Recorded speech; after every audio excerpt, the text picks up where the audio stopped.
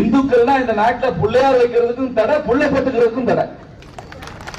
இந்துன்னா புள்ளை பெற்றுக்காதான்றான், இந்துன்னா பிள்ளையார் வைக்காத அப்படின்னு. இத்தனைக்கும் பிள்ளையார் ரொம்ப சாந்தமான கடவுள், ரொம்ப எளிமையான கடவுள், அமைதியான கடவுள். முருகன் மாதிரி, காளி மாதிரி, கருப்புசாமி மாதிரி அப்படி உக்கிரம் காட்டக்கூடிய கடவுள் இல்ல. சாந்தமான கடவுளுக்கு இவ்வளவு பயப்படுற திமுக, இது நாங்க அடுத்து உக்கிரம் காட்டுற கடவுளை கொண்டு வந்தா என்ன செய்ய போறீங்கன்னு தெரியலையே. ஆனாலும் நாம் காவல்துறையை விமர்சிக்க கூடாது என்பதுதான் எனது கருத்து. ரொம்ப மழை பெஞ்சா அந்த சேரை எந்திரிச்சு சேர அப்படி கொடையா வச்சுக்கோங்க, அவ்வளவுதான், முடிஞ்சு போச்சு. இந்து முன்னணி ஸ்டைல் அதுதான். பாரத் மாதாக்கு ஒருத்தர் கூட்டத்தை விட்டு நகரக்கூடாது. மழைக்கு எந்திரிச்சு ஒளிஞ்சு வெளியில போனா நீ நாளைக்கு எஃப்ஐஆர் 100 எஃப்ஐஆர் வாங்கணும், ஜெயிலுக்கு போகணும், சுதந்திர போராட்டம் நடத்தணும். எப்படி போக? யாரும் போகக்கூடாது. வேணா நான் நனைஞ்சுக்கிட்டே பேசுறேன், சரியா? மழை வந்து நான் கீழே வந்து நனைஞ்சுக்கிட்டே பேசுறேன். ஆனாலும் காவல்துறையை பாராட்டுறேன், அவர்கள் விமர்சனம் செய்யக்கூடாது என்று நினைக்கிறேன். ஏன்னா அடிக்கடி வீரத்துறை ஐயா ராமகோபாலன் சொல்லுவாரு, போலீஸ்னா யாருப்பா? அவன் கவர்மெண்ட்ல சம்பளம் வாங்குறான், அவன் நம்ம அண்ணன் தம்பி தான்ப்பா. அங்க வேலை செய்யற பெண் போலீஸ் எல்லாம் அவங்க நம்ம அக்கா தங்கச்சி தான்ப்பா. அவங்க மனசார அதை செய்யல, அரசாங்கம் சொல்லுது, நீ ஓட்டு போட்ட ஆட்சி அப்படி சொல்லுது, அதனால அதை செய்யலாம். நீ காவல்துறை ரொம்ப திருடனுக்கு தான் கொண்டாட்டம், காவல்துறை ரொம்ப விமர்சனம் பண்ணீங்கன்னா பயங்கரவாதிகளுக்கு தான் கொண்டாட்டம். ஏற்கனவே மனித உரிமை, அந்த உரிமை, இந்த உரிமை எல்லாம் பேசிக்கிட்டு நிறைய தீவிரவாத கும்பல்லாம் மனித உரிமைக்குள்ள போர்வைக்குள்ள புகுந்து கிடக்கு. நாமளும் காவல்துறை விமர்சனம் பண்ணக்கூடாதுன்னு முன்னால அவர் கூட இருந்த காலங்கள்ல சொல்லுவார். ஆனாலும் மாநில ஆட்சி என்ன சொல்லுகிறதோ அது கேட்கிற கட்டாயத்தில் காவல்துறை இருக்கு. அதை நாங்கள் வரவேற்கிறோம் பாரதிய ஜனதா கட்சியிலிருந்து. ஏன் வரவேற்கிறோம்னா, இன்னும் 6 மாசம் தானே இந்த ஆட்சி, திமுக ஆட்சி. இந்த போலீஸ் இன்னும் 6 மாசம் தானே திமுக கேட்க போறான். அதுக்கப்புறம் பிஜேபி ஆட்சி வந்தா 5 வருஷத்துக்கு மேல திமுக ஆட்சி இல்லைங்க, 50 வருஷமானாலும் பிஜேபி ஆட்சி தான். 50 வருஷத்துக்கு போலீஸ் நம்ம சொல்லதான் கேட்க போகுது. பாருங்க, வரக்கூடிய அடுத்த விநாயகர் சதுர்த்தியில இதே டிஜிபி ஒரு அறிக்கை விடுறாரு, இந்த பொள்ளாச்சி நகரில் விநாயகர் சிலைகளை வைப்பதற்கு காவல்துறையின் அனுமதி தேவையில்லை, யார் வேண்டுமானாலும் எங்கதான் சொல்லுவார். ஆட்சி மாறினால் காட்சிகளும் மாறும் நண்பர்களே, ஆட்சி மாறினா காட்சி வரும். நீங்க வாயத்தர வாய திறக்க மாட்டான் சிலர். அவனை வாயை திறக்க வைக்கிறதுக்கு ஒரு டெக்னிக் இருக்கு. என்ன டெக்னிக் தெரியுமா? மூக்க பிடிங்க வாயை திறந்துடும். மூக்க பிடிச்சா வாயை திறக்கிறவனுக்கு பேர் தான் திமுக காரன்னு பேர். நீ எங்கடா மதிக்கிறோம்டா, இந்துக்களுக்கும் ஒரு மதம்டா, நீ மற்ற சிறுபான்மையினர் எல்லாம் கால நக்கி ஓட்டு வாங்குறியடா, இந்துக்களுக்கும் ஒரு உரிய மரியாதையை கூறா அப்படிலாம் கேட்டா அவனுக்கு தெரியாது, அவனுக்கு அந்த மரியாதை புரியாது. நீ மூக்கப்பிடினா என்ன அர்த்தம்? ஓட்டை மாத்தி போடு, அவனுக்கு காலம் புரியும். ஹிந்து சக்தினா என்னன்னு தெரியும், ஹிந்து வாக்கு வங்கினா என்னன்னு தெரியும். ஏன்னா நம்ம ஊர்ல தானே இப்படி இருக்கு. இங்க பாருங்க, பக்கத்துல தெலுங்கு தேசம்னு ஒரு மாநில கட்சி இருக்கு. அங்க ஜெகன்மோகன் ரெட்டி ஒரு மாநில கட்சி நடத்துறாரு. பீகார்ல மாநில கட்சி இருக்கு. பெங்கால்ல மம்தா பானர்ஜி கூட ஒரு மாநில கட்சி தான். ஒரிசால மாநில கட்சி இருக்கு. மகாராஷ்டிரால மாநில கட்சி இருக்கு. எல்லா இடத்துலயும் மாநில கட்சி இருக்குங்க. திமுக ஒரு மாநில கட்சி நினைக்காதீங்க. மற்ற இடங்கள் எல்லாம் மாநில கட்சி தான் இருக்கு. திமுக மாத்திரம் தான் இந்து விரோத, இந்திய விரோத கட்சி. திமுக மாத்திரம் தான். இவன் தேசிய ஒருமைப்பாடை, இந்திய தேசிய ஒருமைப்பாட்டை நிபந்தனையற்று ஏற்றுக்கொள்ள மாட்டான். திமுக காரன் நிபந்தனையற்று ஏற்றுக்கொள்ள மாட்டான். ஏற்றுக்கிறேன் பசப்புவான். ஒரு அமைச்சர் ஏவா வேலு பேசினார்ல, இந்தியாவா அது எங்க இருக்கு? எங்களுக்கு அதெல்லாம் தெரியாது, எங்களுக்கு திராவிடம் தான் தெரியும், இந்தியா தெரியாது. இந்தியான்றது எங்க இருக்கு? பேசுறது மந்திரி. அரசமைப்பு சட்டத்தின் மேல உறுதிமொழி எடுத்து நீ அமைச்சராக இருக்க தகுதி இல்லாதவன்றதுக்கு இந்த ஒரு வார்த்தை போதும், இந்தியா எங்க இருக்குன்னு தெரியாதுன்னு சொல்றதுக்கு. அடுத்த 10 நாள் அவர் வீட்டுல இன்கம் டாக்ஸ் ரைடு. வெளியில வந்து பத்திரிகையாளர் சந்திச்சு பேசுறாரோ, இந்திய அரசு இப்படிலாம் செய்யலாமாங்கிறார். இப்ப தெரியல இந்தியா எங்க இருக்குன்னு. உனக்கு இந்தியா எங்க இருக்குன்னு தெரியணும்னா ஒரு இன்கம் டாக்ஸ் ரைடு, இடி ரைடு நடத்தினா உனக்கு இந்தியா தெரியும். இந்திய அரசு இப்படி செய்யலாமா அப்படிங்கிறாரு. அப்போ நிபந்தனையற்று ஏற்றுக்கொள்ள மாட்டான். இந்து விரோதத்தை அப்படியே கக்குவாங்க. கருணாநிதி ஆட்சியில் இருந்தா தான் பூணூல் அறுப்பு சம்பவம் நடக்கும். கருணாநிதி ஆட்சியில் இருந்தா தான் ராமர் சிலைக்கு செருப்பு மாலை போட்டு சேலத்தில் ஊர்வலம் நடக்கும். கருணாநிதி தான் பேசுவாரு, இந்துன்னா திருடன் பேசுவாரு. எப்படி பாருங்க, இந்துன்னா திருடன் அப்படி பேசுவார் கருணாநிதி. ராம எந்த காலேஜில் இன்ஜினியரிங் படிச்சான் கேட்டது கருணாநிதி. நீ தொல்காப்பிய பூங்கா எழுதின, நீ எந்த காலேஜில் பிஎல்டி பட்டி தமிழ் பண்டிதர் பட்டம் வாங்க, நீ குரலோவியம் எழுதுறதுக்கெல்லாம் எந்த எந்த காலேஜில் எம்ஏ படிச்ச? அறிஞர் அண்ணாவையாவது பாராட்டலாம், அந்த காலத்துல WMA சொல்லுவாங்க. நீ ஒரு எம்ஏ இல்லையே, நீங்க கூட WMA இருந்தாலும் இருப்பீங்க வேற அர்த்தத்தில். ஆனா இந்த மாதிரியான கொச்சைப்படுத்துதல், இந்த மாதிரி நீங்க மற்ற மதங்களை பற்றி பேச முடியுமான்னு தான் இந்து முன்னணி கேள்வி கேட்கும். மற்ற மத கடவுள்களை பற்றி நீங்க பேசிட முடியுமா? பேசக்கூடாதுன்னு நாங்களும் சொல்றோம், பேசக்கூடாது. ஆட்சியாளர்கள் எல்லாருடைய வாக்குகளையும் பெற்றுத்தான் நீங்க முதலமைச்சர் ஆகிறீங்க, துணை முதலமைச்சர் ஆகிறீங்க, அமைச்சர் எல்லாம் உருவாகுறீங்க. எல்லாருடைய வாக்குகளையும் பெற்று ஆட்சிக்கு அமர்ந்த பிறகு ஒரு மதத்தை மாத்திரம் குறிவைத்து பேசுவது, ஏளனப்படுத்துவது, காயப்படுத்துவது, புண்படுத்துவது எல்லாம் இந்தியாவில் வேறு எந்த கட்சிக்கும் இல்லை. திமுக மாத்திரம் தான். எல்லாவற்றையும் மாற்றுகிற ஒரு போக்கு திமுக தான். இந்து ஓட்டுன்னா இனிக்குது உனக்கு, இந்துன்னா கசக்குது. இதுதான் பிரச்சனை, திமுக பிரச்சனை. இந்து ஓட்டு இனிக்குது, இந்துன்னா கசக்குது. ஒரு அக்கா கனிமொழி அக்கா சொன்னாங்க, திருப்பதி வெங்கடாஜலபதி சர்வசக்தி வாய்ந்த கடவுள்னா அவர் கோவில் உண்டியல் எதுக்கு போலீஸ் பாதுகாப்பு போட்டிருக்கீங்கன்னு கேட்கணும். நீ கோயிலுக்கு போனா எல்லாம் சாமியை பார்த்துட்டு வர்றான், நீ போய் என் உண்டியல போய் பார்த்துட்டு வர. நான் கூட ஒரு கூட்டத்தில் சொன்னேன், அக்கா முன்னாலே எல்லாம் போலீஸ் பாதுகாப்பு போடுறதில்ல கோயில்ல, இப்பதான் உண்டியலுக்கு போடுறோம். திமுக காரன் நிறைய பேர் கோயிலுக்கு போறதுனால நாங்க உண்டியலுக்கு பாதுகாப்பு போட வேண்டிய அவசியம் வந்திருக்கான்னு சொன்னோம். ராசான்னு ஒரு மந்திரி, அவர் பேசுறதுக்கு அளவே கிடையாது, அளவே கிடையாது. உச்சகட்ட வன்மம், உச்சகட்ட வக்கிரமம், வக்கிரத்துல பேசுறாரு ராசா. சமீபத்தில் வைரமுத்து இந்த மாதிரி ஒரு கிறுக்கு பேருக்குலாம் நம்ம இந்த மேடையில பதில் சொல்ல வேண்டியது. ராமன் புத்தி பேதலிச்சவனா, பைத்தியக்காரனா, அப்படி கம்பன் சொல்லியிருக்கானா. இவங்களெல்லாம் புடிச்சு எங்க இருந்து வந்தாங்க இந்த பயலெல்லாம், எங்க இருந்து உட்கார்ந்து இருக்காங்க, ஏன் இப்படிலாம் பேசுறாங்கன்னா திமுக ஆட்சியில் இருக்கிறதுனால இவங்க எல்லாம் பேசுறாங்க. ஒரு இந்து விரோத கட்சி ஆட்சியில் இருக்கிறதுனால இப்படிலாம் பேசுறாங்க. இன்னும் 7 மாசம் தாங்க இருக்கு தேர்தலுக்கு, எண்ணி வச்சுக்கங்க. 7 அமாவாசை, 7 அமாவாசை முடிந்து வர்ற பௌர்ணமி இந்து பௌர்ணமியாகத்தான் வரப்போகுது. 7 அமாவாசை தான் திமுக டெட்லைன். 7 அமாவாசையோட திமுக சாப்டர் க்ளோஸ், அவங்களுடைய ஆட்சி க்ளோஸ்.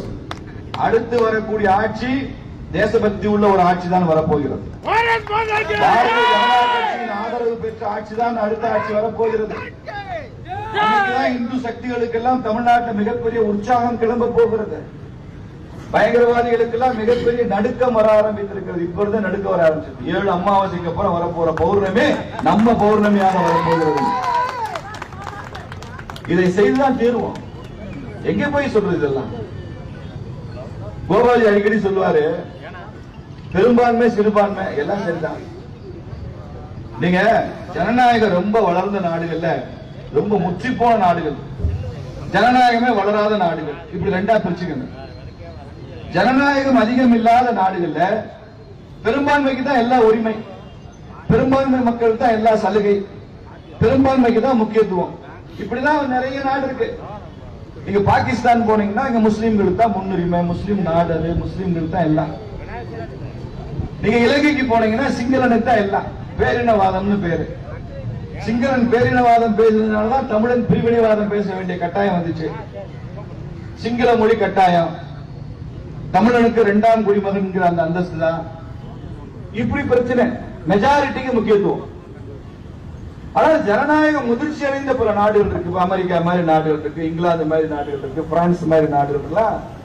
அங்கே பெரும்பான்மையோ சிறுபான்மையோ அது பிரச்சனை இல்லை, எல்லாருக்கும் சமமான உரிமை, சமமான சலுகை. மதத்தின் அடிப்படையில் நீ வேறுபட்டு இருந்தாலும் ஒரு குடிமகனாக, இந்த தேசத்தின் குடிமகனாக உனக்கு சம உரிமை தான் எல்லாம். ஒரு பெரும்பான்மைக்கு என்னெல்லாம் உரிமை இருக்கோ அந்த உரிமை எல்லாம் சிறுபான்மைக்கு இருக்குங்கிறதா ஜனநாயகம் வளர்ச்சி அடைந்த நாடுகள்ல இருக்கக்கூடிய விஷயம். உலகத்துல ஒரே ஒரு நாடு தாங்க இந்தியா. இங்க சிறுபான்மைக்கு தான் உரிமை, சிறுபான்மைக்கு தான் சலுகை. இந்த பெரும்பான்மை மக்கள் ஆனா அவனுக்கு கொடுக்கிறது எனக்கு கொடுன்னு கேட்கிற ஒரு அவல நிலை இருக்கிற ஒரே தேசம் பாரத தேசம் தான். இதை மாற்ற பிறந்தவர்கள் நாம் என்பதுதான் இந்து முன்னணிக்கு நாம் இருக்கிற சவால். நாய் வாலாட்டலாம், கோபாலி சொல்வார், நாய் வாலாட்டலாம். ஆனா நம்ம நாட்டுல வால்ல நாய் ஆட்டிட்டு இருக்கும் பாரு, வால் நாய் ஆட்டிட்டு இருக்க. அந்த மாதிரி மத ரீதியான பாரபட்சம், எல்லா மதமும் ஒன்று, எல்லோரையும் சமமாக நடத்தும் சொல்ற பாரதிய ஜனதா கட்சிக்கார வகுப்புவாதி. BJP is communal. ஒய்? நீ விநாயகர் சதுர்த்தி ஊர்வலம் நடத்து, ரம்ஜான் ஊர்வலம் நடத்து, கிறிஸ்துமஸ் ஊர்வலம் நடத்து, பக்ரீத்துக்கு ஊர்வலம் நடத்துன்னு பிஜேபி காரன் சொல்லி எல்லா மதங்களும் போற்றணும், எல்லாம் சமந்தா, எல்லோருக்கும் மத சுதந்திரம் இருக்குன்னு பேசுறவன் பிஜேபி காரன். அப்படி பேசினா கம்யூனல். நீ பக்ரீத் ஊர்வலம் நடத்தினா பிரச்சனை இல்ல, கிறிஸ்துமஸ் ஊர்வலம் நடத்தினா பிரச்சனை இல்ல, நீ விநாயகர் சதுர்த்தி ஊர்வலத்தை நடத்தாதேன்னு ஒருத்தர் சொன்னா அவன் செக்குலர், சமய சார்பற்றவாதி. ஒரு மதத்தை மாத்திரம் காயப்படுத்தினால் அவன் சமரசவாதி, அவன் சமய சார்பற்றவாதி. he is a secularist. அப்படிதான் திமுக பேர் வாங்கி போறான். அவன் செக்குலரிஸ்ட். எல்லாரையும் சமமாக நடத்துன்னு சொல்ற பிஜேபி காரன் கம்யூனல், வகுப்புவாதி. எல்லாத்தையும் சமமா நடத்துறது தான் வகுப்புவாதினா, நாங்க வகுப்புவாதின்னு பச்சை குத்திக்கிட்டு கூட வர தயார், நாங்கள் வகுப்புவாதியாக இருக்க தயார் என்பதுதான் இந்து முன்னணி பிஜேபி சொல்லுகிற செய்தி. எல்லாரையும் சமமா பாருந்தான்னு சொல்றோம். இந்த நாட்டில் எல்லா மதங்களையும் ஏற்று போற்றிய தேசம் தானே இந்த தேசம். விவேகானந்தர்கிட்ட ஒரு முறை கேட்கிறாங்க, இந்து மதத்துல சகிப்புத்தன்மை இருக்கான்னு கேட்கிறாங்க, டாலரன்ஸ் இருக்கா அப்படின்னு அமெரிக்கால கேட்கிறாங்க பத்திரிகையாளர்கள். அப்போ விவேகானந்த சாமி சொல்றாரு, எங்க மதத்துல சகிப்புத்தன்மை இல்ல, டாலரன்ஸ் இல்ல. கேட்டவனுக்கு என்ன பதில் சொல்றது தெரியல. சுவாமி, நான் இந்த பதில உங்ககிட்ட எதிர்பார்க்கல, நீங்க உங்க மதத்தை நியாயப்படுத்தி பேசுவீங்கன்னு நினைச்சேன், ஆனா நீங்க எடுத்தோடனே சகிப்புத்தன்மை இல்லாத மதம் இந்து மதம் நீங்களே சொல்லிவிட்டீங்களே அப்படின்னு கேட்கிறாங்க. விவேகானந்தர் பதில் சொல்றாரு, நான் இன்னும் முழுசா பேசி முடிக்கல, கேளு. முதல்ல சகிப்புத்தன்மைனா என்னன்னு சொல்லு அப்படின்னு கேட்கிறாரு. சகிப்புத்தன்மைனா என்ன அப்படின்னா, எனக்கு ஒரு விஷயம் பிடிக்கல, ஆனாலும் அதை நான் பொறுத்து கொண்டிருக்கிறேன்றதான சகிப்புத்தன்மை. வீட்டுக்காரம்மா வந்து நல்ல குழம்பு வச்சிருக்காங்க, சாம்பார்லாம் வச்சிருக்காங்க, சாப்பிட்டு இருக்கிறப்ப நல்லா இருக்காங்கன்னு கேட்கறாங்க. என்ன பண்றது? நல்லா இருக்குன்னு சொல்லணும் இல்லையா? இல்லைன்னா மறுநாள் சாப்பாடு கிடைக்காது. அது சகிப்புத்தன்மை. இப்ப நான் பேசிட்டே இருக்கேன், கொஞ்சம் பேர் எந்திரிச்சு போக நினைக்கிறான், ஆனா அண்ணன் சொல்லிட்டாரு எந்திரிச்சு போக கூடாது, சவால் விட்டு இருக்கிறாரு, சகிச்சுக்கிறோம் பேசுறத. என் கையில ஒரு காயம் வந்துருச்சு, காயம் பட்டுருச்சு, இந்த இடம் எனக்கு வலிக்குது, வேதனையா இருக்கு, அதிகமான வலி, இந்த புண் இருக்கிறது எனக்கு பிடிக்கல, ஆனாலும் அந்த வலியை நான் சகித்துக் கொண்டிருக்கிறேன் என்பது சகிப்புத்தன்மை. நீ இருக்கிறது எனக்கு பிடிக்கலடா, ஆனாலும் உன்னை நான் வேற வழி இல்லாமல் வைத்துக் கொண்டிருக்கிறேன் என்பதுதான சகிப்புத்தன்மை. அப்படி சகிப்புத்தன்மை இந்து தர்மத்தில் இல்லை. இந்த நாட்டில் கிறிஸ்தவர்களும் இஸ்லாமியர்களும் மற்ற மதமும் இருப்பதை வரவேற்கிறேன், வாழ்த்துகிறேன், அதை ஏற்றுக்கொள்கிறேன். விவேகானந்தர் சொல்றார், it's acceptance, it is reverence, it's not மியர் tolerance. உன்னை நான் ஏற்று போற்றுவதை நீ சகிப்புத்தன்மை என்ற கொச்சைப்படுத்தி அந்த வார்த்தையில பேசாதே என்று சொல்றாருங்க. இதுதாங்க இந்துத்துவம் என்கிற கருத்து. இதுதான் இந்துத்துவம். இந்துத்துவம்னா கம்யூனல் நினைச்சுதான் இத்தனை போலீஸ போட்டிருக்காங்க, வகுப்புவாதம் நினைச்சு போட்டிருக்காங்க. மற்றவங்க இடத்துல எந்த ஊர்வலத்துல இவ்வளவு காவல்துறை பாதுகாப்பு இல்லை, ஏன்னா இந்துக்களால அவங்களுக்கு பிரச்சனை இல்லைன்னு அர்த்தம். இந்துக்கள் ஊர்வலம் நடத்தினா யாரோ இங்க பிரச்சனை பண்ண வந்துருவாங்கன்றதுனால இவ்வளவு போலீஸ போட்டிருக்காங்க. அதையும் இந்த உலகமா மீடியாவும் புரிஞ்சுக்கணும். யாரு பிரச்சனை பண்ணுவாங்க இவ்வளவு போலீஸ்? இந்துக்கள் ஊர்வலத்துல நாம என்ன பிரச்சனை பண்ண போறோம்? இந்து முன்னணி ஊர்வலத்துல யாரு பிரச்சனை பண்ணுவாங்க இவ்வளவு போலீஸ் போட்டிருக்கோம். இதுவே உலகத்துக்கு எடுத்துக்காட்டுது யாரு பிரச்சனைக்குரியவர்கள். அதனால இந்த விஷயங்களை எல்லாம் மாற்ற வேண்டும் என்றால் நமக்கு முன்னால மிகப்பெரிய கடமை இருக்கு. முதல்ல இந்து என்ற பெருமிதமான உணர்வை நாம் வளர்த்துக் கொள்ளணும். ஒரு ஹிந்துவா ரியாக்ட் பண்ணி பழகணுங்க, ஹிந்துவா ரியாக்ட் பண்ணி பழகணும். சேலத்துல ராமருக்கு அவமரியாதை செய்து செருப்பு மாலை போட்டு ஊர்வலம் போன போது அதை எதிர்த்து ஒருத்தர் வழக்கு தொடர்ந்தார், சேலம் ராமசாமி. அப்ப நீதியரசர் அற்புதமா கேள்வி கேட்டாருங்க நீதிமன்றத்துல. ராமர் சிலைக்கு அவமரியாதை செய்து ஊர்வலம் போச்சு அப்படின்னு சொல்லி இந்துக்கள் மனசு புண்பட்டதுன்னு சொல்றீங்களே, அப்படி இந்துக்கள் மனசு புண்பட்டு இருந்தா அந்த ஊர்வலம் ராத்திரியில நடந்துச்சா யாருக்கும் தெரியாம பகல நடந்துச்சான்னு கேட்டார். இல்லங்க, பட்ட பகல நடந்துச்சு. ஒருவேளை ஊருக்கு வெளியில யாருமே இல்லாதப்ப நடந்ததா, நகருக்கு உள்ள நடந்தது? இல்ல, நகருக்கு உள்ள மெயின் பஜார்ல நடந்தது. ஒருவேளை சுத்தி நின்றவங்க யாரும் பார்க்கலையோ, அன்னைக்கு ஞாயிற்றுக்கிழமை விடுமுறையோ? இல்ல இல்ல, ஆயிரக்கணக்கான மக்கள் வேடிக்கை பார்த்துட்டு இருந்தாங்க. அப்ப நீதியரசர் ஒரு கேள்வி கேட்டார் சேலம் ராமசாமி கிட்ட, அவருடைய வழக்கறிஞர்கிட்ட. ஆயிரக்கணக்கான மக்கள் சுற்றி நின்று வேடிக்கை பார்க்கும் போது, அவர்கள் எல்லாருமே இந்துக்களாக இருக்கும் போது, பஜார்ல நகரத்துல பட்டப்பகல்ல தான் தெய்வமாக வணங்குகிற திருவுருவத்திற்கு நீங்கள் செருப்பு மாலை அணிவித்து ஊர்வலம் போவதை வேடிக்கை பார்க்கிற கூட்டம் இருக்கிறது என்றால் இந்துக்களின் மனது புண்பட்டது என்பதை நான் ஏற்றுக்கொள்ள மாட்டேன் என்று சொல்லியவர் நீதியரசர். அவரை நான் பாராட்டுவேன். உன் மனசு புண்படுதுன்னா நீ ரியாக்ட் பண்ணணும்ல. நீ வயலண்டாவா ரியாக்ட் பண்ண அவசியம் இல்லை. வெளியில இருந்து கல் எடுத்து எரி, ஒரு ஆசிட் பாட்டில் போடு, பெட்ரோல் குண்டு வீசு, அப்படி நான் சொல்லவில்லை. குறைஞ்சபட்சம் சாலையில படுத்து உருண்டிருக்க வேணாமா? இந்த ஊர்வலம் ஒரு அடி எடுத்து வைக்க அனுமதிக்க மாட்டேன்னு ஆயிரக்கணக்கான பேர் ரோட்ல படுத்துருக்கட்டும். எந்த போலீஸ் எத்தனை நாளைக்கு என்ன பண்ண முடியும்? என்ன பண்ண போலீஸ் என்ன பண்ண?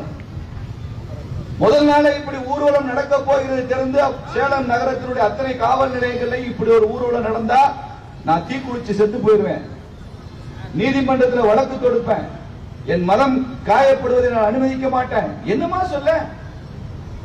அப்செக்ட் பண்ண. உன் மனசு காயப்பட்டது அப்பதானே தெரியும். எப்படி தெரியும் காவல்துறைக்கும் அரசாங்கத்துக்கும்? அது திமுக என்ன தெரியும்? இந்துக்கள் மனசு புண்படுதுன்னு திமுக எப்படி தெரியும்? தெரியக்கூடாதுன்னு ஒரு கட்சி நடத்துற கட்சி அது, எப்படி தெரியும்? அப்போ நீதியரசர் என்ன கேட்கிறாரு? நீ ஹிந்துவா ரியாக்ட் பண்ணலன்னு சொல்றாரு. ஐயா, உங்களது கருத்துக்களில் இருந்து நாங்கள் பாடம் எடுத்துக் கொண்டிருக்கிறோம். ஹிந்துவாக ரியாக்ட் பண்றதுக்கு தான் இந்து முன்னணி வந்திருக்கிறது. ஹிந்துவா ரியாக்ட் பண்ண. தமிழ்நாட்டில் உள்ள இந்துக்கள் இத்தனை நாளா கட்சிகளுக்கு ஓட்டு போட்டிருக்கோம். எங்க ஐயா காலத்துல இருந்து இந்த கட்சி தான், எங்க தாத்தா காலத்துல இருந்து இந்த கட்சிக்கு தான் நாங்க போடுவோம். போட்டு தொலை. சின்னத்துக்கு ஓட்டு போட்டிருக்கோம். இந்த சின்னம் தாண்டி நான் எதுக்கும் ஓட்டு போட மாட்டேன்மா, போடு. சினிமா நடிகர்கள்லாம் ஓட்டு போட்டிருக்கோம். இப்ப ஜோசப் ஸ்டாலினுக்கு ஓட்டு போட ரெடியா இருக்காங்க கொஞ்சம் பேரு. நான் ஏன் ஜோசப் ஸ்டாலின் சொல்றேன்னா, மதுரையில் நடந்த மாநாட்டில் அவர் வயசையும் மீறி தராதரம் இல்லாம தற்குறித்தனமா பேசியிருக்கிறார் விஜய் நரேந்திர தாமோதர் மோடி அவர்களே அப்படின்னு. அவர் நரேந்திர தாமோதர் தாஸ் மோடினா நீயும் ஜோசப் விஜய் தான் தம்பி, அதையும் சொல்லு சேர்த்து. இனிமே போஸ்டர்ல எல்லாம் வெறும் விஜய்னு போடாத, ஜோசப் விஜய்னு போடு. உன் பேர் அதான், உன் சர்டிபிகேட்ல அதான், அதையும் சேர்த்து போடு. அவரை மாத்திரம் நரேந்திர தாமோதர் தாஸ் மோடி அவர்களேங்கிற நீங்க சேர்த்து போடு. உன் பேரை முழுசா போடு. இல்ல நாங்க சொல்றோம் உன் பேரை முழுசா, மக்களுக்கு தெரியட்டும் நீ ஏன் இப்படிலாம் திட்டுற மோடி என்ன மக்களுக்கு தெரியட்டும். சினிமாக்காரனுக்கு ஓட்டு போட்டிருக்கோம். 200 ரூபாய் தர்றான், 500 ரூபாய் தர்றான்னு காசு வாங்கிட்டு ஓட்டு போட்டிருக்கோம். கோழி பிரியாணிக்கும் குவாட்டருக்கும் ஓட்டு போட்டிருக்கோம். போட்டிருக்கோமா இல்லையா இந்துக்கள்? சொல்லுங்க. போட்டிருக்கோம். யாரோ போட்டிருக்காங்க இல்ல, நாம போட்டிருக்கோம் வச்சுக்கோம். பழிய நம்ம மேலே போடுவோம். பாருங்க, சினிமாவுக்கு ஓட்டு, சின்னத்துக்கு ஓட்டு, கட்சிக்கு ஓட்டு, தலைவர்களுக்கு ஓட்டு, ரசிகர்களுக்கு ஓட்டு, குவாட்டருக்கு ஓட்டு, கோழி பிரியாணிக்கு ஓட்டு, குவாட்டருக்கு ஓட்டு, காசு வாங்கிட்டு ஓட்டு. ஒரே ஒரு தடவை இந்துவா நீ ஓட்டு போடுறா, இதைத்தான் நம்ம திரும்பி சொல்றோம். ஒரு தடவை போடு, வரக்கூடிய 2026 போடு. இத்தனை வருஷமா இத்தனைக்காக ஓட்டு போட்ட இந்துவே, டாஸ்மாக் குவாட்டருக்கும் கோழி பிரியாணிக்கு ஓட்டு போட்ட இந்துவே, சினிமாக்காரனுக்கும் சின்னத்துக்கும் ஓட்டு போட்ட இந்துவே, தலைவனுக்கும் கட்சியும் பார்த்து ஓட்டு போட்ட இந்துவே, ஒரு எலெக்ஷன்ல ஒரு தடவை இந்த தடவை மாற்றமாக ஹிந்துவாக வாக்களித்து பாருங்க. தமிழ்நாட்டை என்ன மாற்றம் வருதுன்னு பாரு. அதுக்கப்புறம் உன் சாமிக்கும், உன் மண்ணுக்கும், உன் மரபுக்கும், உன் மகான்களுக்கும், உன் நாட்டுக்கும் என்னெல்லாம் நல்லது நடக்குதுன்னு பாரு.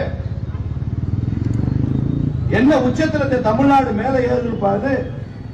தமிழ்நாடு எங்க உச்சத்துல இருந்தது, இன்னைக்கு எங்க அதல பாதாளத்தில். இந்தியாவிலேயே அதிகம் பேர் குடிப்பிரியர்கள் இருக்கிற மாநிலம் தமிழ்நாடு தான். நம்ம அவன் குடிகாரன்னு சொல்லக்கூடாதான், குடிப்பிரியர்களா தமிழ்நாடு தான். இந்தியாவிலேயே அதிகம் கடன் வாங்கின மாநிலம் தமிழ்நாடு தான். அதிக கடனாளி மாநிலம் தமிழ்நாடு தான். இப்போ ஒரு டாக்டர் சொல்றாரு, இந்தியாவிலே அதிகம் பேர் சைக்காட்ரிக் மெடிசன், மன அழுத்தத்துக்கான மாத்திரை சாப்பிடுறது தமிழ்நாட்டில் தான் அதிகமா இருக்கு. முன்னால கேரளா இருந்தது, இப்ப தமிழ்நாடு அதை ஓவர்டேக் பண்ணிருச்சுன்னு ஒரு டாக்டர் சொல்றாரு. இந்த திமுக இன்னொரு 5 வருஷம் இருந்துச்சு வச்சுக்க, நிறைய பேர் மென்டல் ஆயிருமா, நிறைய மென்டல் ஹாஸ்பிட்டல் சரியா வரும். அது டாக்டர் சொல்றாரு, ஸ்டாட்டிஸ்டிக்ஸோட சொல்றாரு. இதுல நம்பர் 1 முதலிடம். இந்த இந்துத்துவ சிந்தனை வரட்டும். வளர்ச்சியில் முதலிடமாக நாம் இருப்போம். குற்றங்கள் குறைவதில் முதலிடமாக இருப்போம். சட்டம் ஒழுங்கில் நாம் முதலிடமாக இருப்போம். மதங்களுக்கிடையே ஜாதிகளுக்கிடையே நல்லிணக்கத்தை உருவாக்குவதில் தமிழகம் முதலிடமாக என்றென்றும் இருக்கும். அந்த இடத்துக்கு நாம் வரணும்ல. எதுக்கு ஓட்டு போடுறோம்னு தெரிஞ்சு ஓட்டு போடணும்ல. காசு கொடுத்தா ஓட்டு போட்டேன்னு சொல்லிட்டு போனா இந்த காசை எப்படியே பிழைச்சுக்கலாம், எப்படியே சம்பாதிக்கலாம்ல. ஒரு நாள் எலெக்ஷன்ல மாத்திரம் ஒரு 500 ரூபாய் கொடுத்தா உன் பிரச்சனை முடிஞ்சிருச்சு. 5 வருஷம் உன் பிரச்சனை தீர்ந்து போச்சா? வாக்களிப்பதற்கு 10 பைசா லஞ்சம் தராது என்று சொல்றது பாரதிய ஜனதா கட்சி. அது போல நீங்கள் தேர்ந்தெடுக்கப்பட்டால் உங்களுக்கு செய்கிற சேவைக்கு 10 பைசா லஞ்சம் வாங்க மாட்டோம் என்று சொல்வது பாரதிய ஜனதா கட்சி. அப்படி ஒரு கட்சி வேண்டாமா? அப்படி ஒரு கட்சி ஆட்சியில் இருக்க வேண்டாமா? உனக்கு ஓட்டு போடுறதுக்கு காசு தர மாட்டேன், 5 வருஷம் நான் உனக்கு செய்ய போறேனே சேவை, அதுக்கு உங்கள்கிட்ட 5 பைசா லஞ்சம் வாங்க மாட்டேன்னு சொல்ற மக்கள். இந்த கட்சி ஏன் விரும்ப மாட்டேங்குது? இந்த கட்சிக்கு ஓட்டு போறதுக்கு என்ன பிரச்சனை உங்களுக்கு? பெண்களுக்கு பாதுகாப்பு இல்லை. தமிழ்நாட்டில் பாருங்க, பெண்களுக்கு பாதுகாப்பு இல்லை. இப்ப புதுசா முழக்க வருது. 6:30க்கு ஆரம்பிச்சாங்க. பெண்களுக்கு எங்கே பாதுகாப்பு வரும்? எங்கே ஆன்மீகம் போற்றப்படுகிறதோ, எங்கே தர்மம் போற்றப்படுகிறதோ, எங்கு ஒரு பெண்ணை பெண்ணாக பார்க்காமல் ஒரு பெண்ணை அன்னையாக பார்க்கிற பார்வை வருகிறதோ அங்கே பெண்ணுக்கு பாதுகாப்பு இருக்கும். அதை செய்யற கட்சி எது? அதை செய்யற சிந்தனை எது? அதை செய்யற இந்து முன்னணி பேரியக்கம் எது? அதை மக்கள் ஆதரிக்கணுமா வேண்டாமா? பெண்ணை பெண்ணாக பார்ப்பது வேறு, பெண்ணை அன்னையாக பார்ப்பது. இந்து முன்னணியில மகளிர் பிரிவே கிடையாது. இந்து முன்னணி அன்னையர் பிரிவுன்னு வச்சிருக்கிற ஒரே ஆர்கனைசேஷன் உலகத்திலே இந்து முன்னணி தான். பிஜேபி கூட மகிழா மோர்ச்சான்னு வச்சிருக்கோம் இல்லையா? இந்து முன்னணி அன்னையர் பிரிவு அப்படின்னு வச்சு எல்லாம் பார்க்கறது. நதியை பார்த்தா கூட அன்னைன்னு சொல்றேன் இந்துத்துவத்துல. மற்ற நாடுகள்ல ரிவர் இஸ் எ ரிவர். எல்லா நாட்டிலையும் ரிவர் இஸ் எ ரிவர். அப்ப இந்தியால ரிவர் இஸ் எ மதர். இந்தியாவுக்கு அதுக்கு அதான், மற்ற நாடுக்கு அதான். ரிவர் இஸ் எ ரிவர்ங்கிறதா மற்ற நாடு. இந்த ரிவர் இஸ் மதர்ங்கிறதா இந்தியா. வைகை தாய், காவிரி தாய், கங்கை தாய், கோதாவரி தாய், கிருஷ்ணா தாய், சிறுவாணி தாய், எல்லாமே மதரா தானே பார்க்கிறோம். எதெல்லாம் தருகிறதோ அதையெல்லாம் தாயாக பார்ப்பதுதான் இந்துத்துவம். பசு நமக்கு பால் தருகிறது, தாயாகிறது. இந்த பூமி நமக்கு உணவு தருகிறது, தாயாகிறது. இந்த நதி நமக்கு நீர் தருகிறது, தாயாகிறது. இந்த மொழி நமக்கு அறிவு தருகிறது, தாயாகிறது. தருவதெல்லாம் தாய். இது எல்லாத்தையும் சேர்த்து மொத்தமாக தருகிறாளே இந்திய தாய், அவளும் தாயாகிறாள். பாரத மாதா ஆகிறாள், இந்திய தாய் ஆகிறாள். இன்னைக்கு பாரத் மாதா கி ஜெயன்னா அது இந்து முன்னணி கோஷமாயிடுச்சு, பிஜேபி கோஷமாயிடுச்சு. பாரத அன்னை வாழ்வுன்னு அது பிஜேபி கோஷமா? பாரத அன்னை வாழ்வுன்னு காங்கிரஸ் காரன்னு சொல்லுடா, கம்யூனிஸ்ட் காரன்னு சொல்லு, திமுக காரன்னு சொல்லு. இந்திய தாய் வாழ்வுன்னு சொல்றது எங்களுக்கு கூட ஏங்க போக முடியாது. எங்களுக்கு போட்ட பட்டாவா? நீயும் சொல்லு. நீ சொல்வதில்லை என்பதால் நாங்கள் இன்னும் கொஞ்சம் சத்தமா சொல்ல வேண்டிய அவசியம் இருக்கு. அவ்வளவுதான். சொல்லுங்க. நீ அன்னை சோனியா வாழ்க, கலைஞர் வாழ்க, ஸ்டாலின் வாழ்கன்ற எல்லாம் வாழ்வாங்க. நீ வாழலையடா. கலைஞர் வாழ்ந்தாரு, ஸ்டாலின் வாழ்ந்தாரு, அன்னை சோனியா அம்மா வாழ்ந்தாங்க, கனிமொழி அக்கா எல்லாம் வாழ்ந்தாங்க. இப்ப தம்பி உதயநிதி ஸ்டாலின் வேற வாழ போறாரு. அவங்க எல்லாம் நல்லா வாழ்றாங்க. இன்னும் 50 தலைமுறைக்கு நல்லா வாழ்வாங்க. வாழணும். நீ வாழலையடா. 8 கோடி தமிழே வாழலையே. பிஜேபியோ இந்து முன்னணியோ பாரத் மாதா கி ஜெயத்து சொல்றப்ப நான் வாழணும், கடேஸ்வர சுப்பிரமணிய அண்ணன் வாழணும், நயினார் நாகேந்திரன் வாழணும், மோடி வாழணும் இல்லடா. 140 கோடி இந்தியர்களும் வாழ வேண்டும் என்பதற்காக அதான் பாரத் மாதா கி ஜெய். 140 கோடி இந்தியர்களுக்கும் வெற்றி கிடைக்கும். 140 கோடி இந்தியர்களுக்கும் எல்லா நலன்களும் கிடைக்கணுங்கிறது தானே பாரத் மாதா கி ஜெய். இதை புரிந்து கொள்வதற்கு தான் விநாயகர் சதுர்த்தி. இந்த இந்து ஒற்றுமையை உருவாக்குவதற்கு தான் விநாயகர் சதுர்த்தி. வீட்டுக்குள் வைத்து வணங்கிக் கொண்டிருந்த விநாயகரை வீதியில் வைத்து வணங்குகிறோம் என்றால் என்ன பொருள்? வீட்டுக்குள் இருந்த விநாயகர் வீதிக்கு வந்து நீதி கேட்கிறார் என்று பொருள். விநாயகர் சைலண்டா இருக்காரு நினைக்காத. விநாயகர் லேட்டா தான் வருவாரு. ஏன்னா அவருக்கு வாகனமே மூஞ்சூர் தான். முருகன் தான் சீக்கிரம் வருவார் மயில்ல. இவர் கொஞ்சம் ஸ்லோவா தான் வருவார். ஆனா விநாயகர் லேட்டா தான் வருவாரு, லேட்டஸ்டா வருவாரு. ஒரு விநாயகர் சிலைய ஈவேரா உடைச்சாரு. விநாயகர் ஒண்ணு ரியாக்டே பண்ணல, அமைதியா இருந்தார்.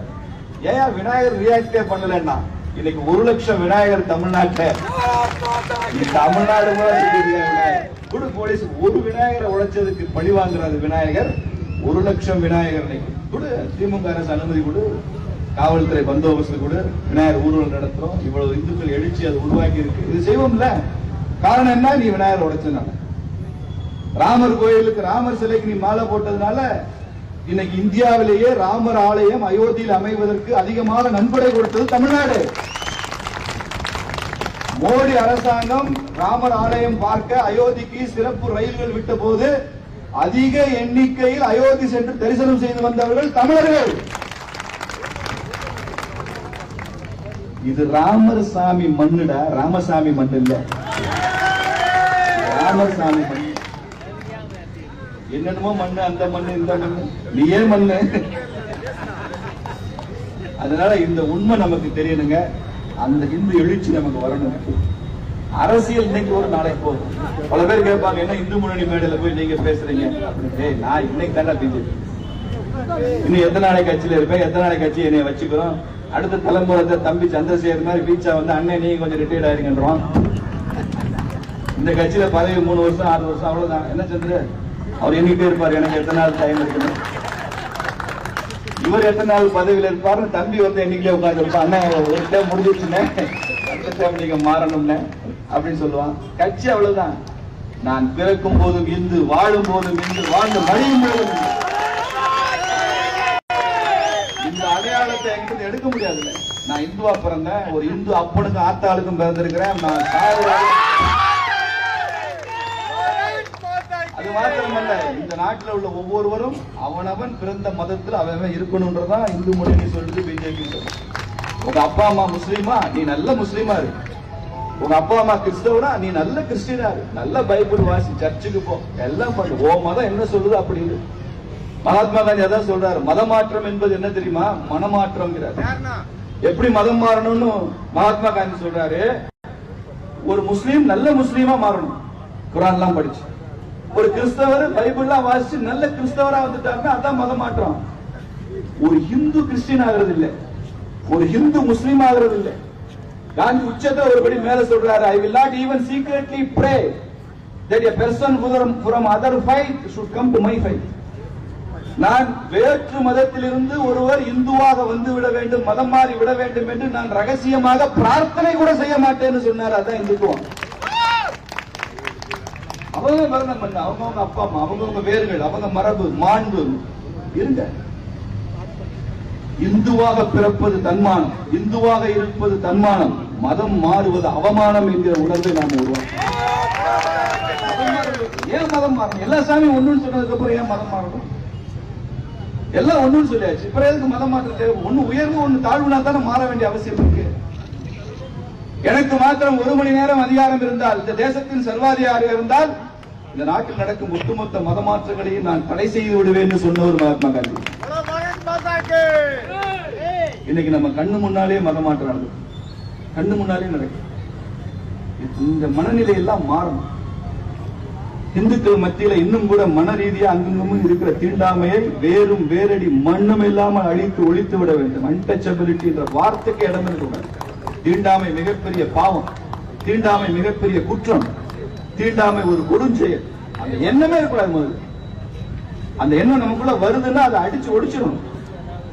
நமக்குள் 1000 ஜாதிகள் இருக்கு, ஒவ்வொருத்தருக்கும் ஒரு ஜாதி அடையாளம் இருக்கு. கொண்டாடுவோம், பெருமையா இருப்போம், நம்ம ஜாதி நமக்குன்னு சொல்லுவோம், பொண்ணு எடுத்துக்குவோம், பொண்ணு கொடுத்துக்குவோம், சடங்குகள் சம்பிரதாயங்கள் எல்லாம் என்னென்ன ஜாதியில் என்ன முறை இருக்கோ பண்ணிக்குவோம்.